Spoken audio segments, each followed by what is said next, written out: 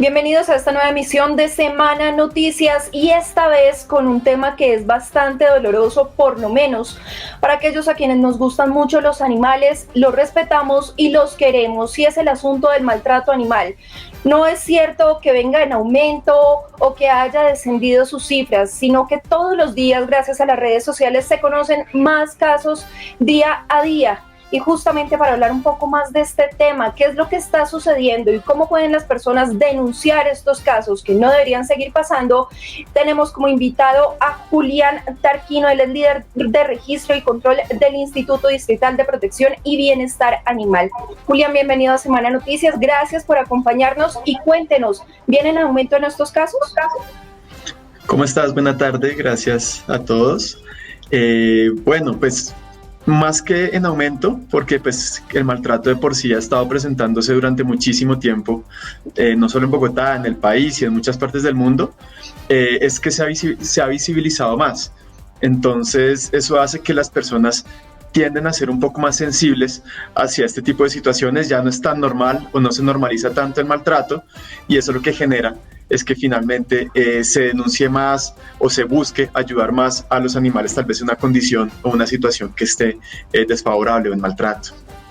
Julián, ¿qué ocurre en estos casos de maltrato animal? ¿Qué es lo que está pasando en nuestra sociedad?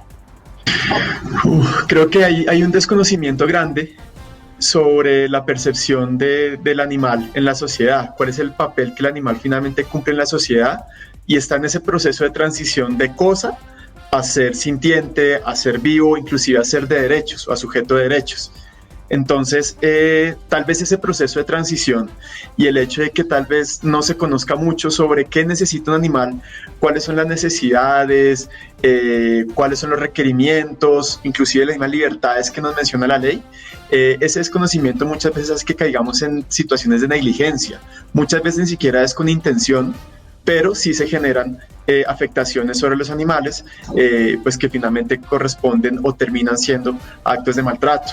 Y pues no está de más decir pues que toda la situación y el contexto de violencia que tiene nuestro país durante muchísimo tiempo, evidentemente afecta sobre la percepción que hay hacia los animales como hacia cualquier otra forma de vida. Usted mencionaba algo muy importante, ser sujeto de derechos, y es que en Colombia está penalizado el maltrato animal. Ustedes fueron uno de los primeros institutos que se llevaron a cabo acá en Colombia, también llegó el GELMA de la Fiscalía. ¿Son sujetos de derechos en qué sentido los animales?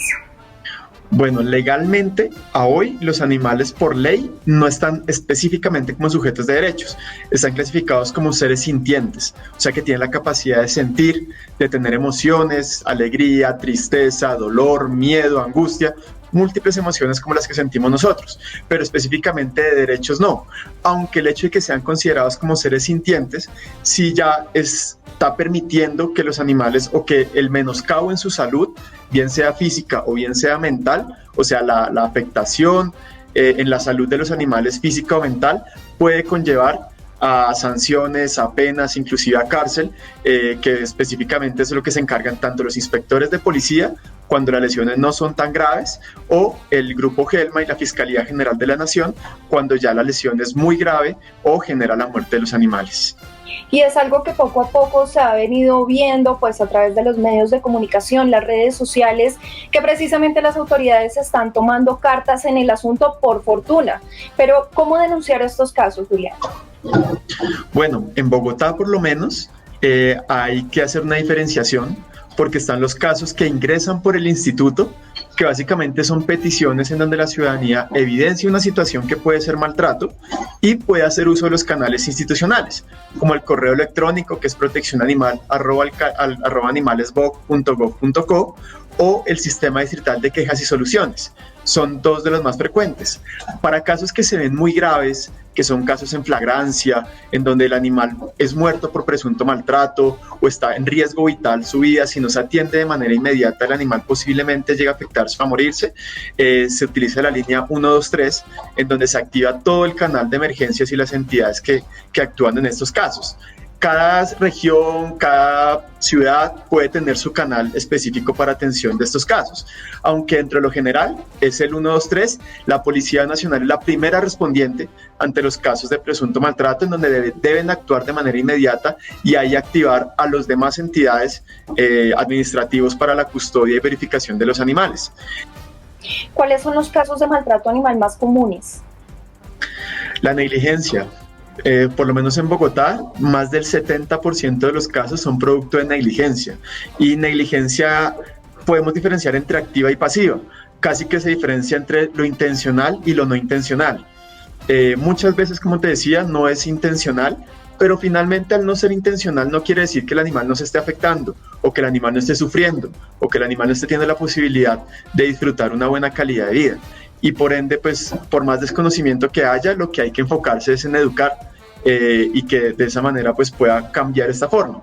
Posteriormente vienen los temas de maltrato físico, que son bastante recurrentes, aunque están en menor proporción, son bastante recurrentes y muchas veces estos sí son los que más lesiones generan sobre los animales y los que mayor gravedad generan sobre la vida de los animales.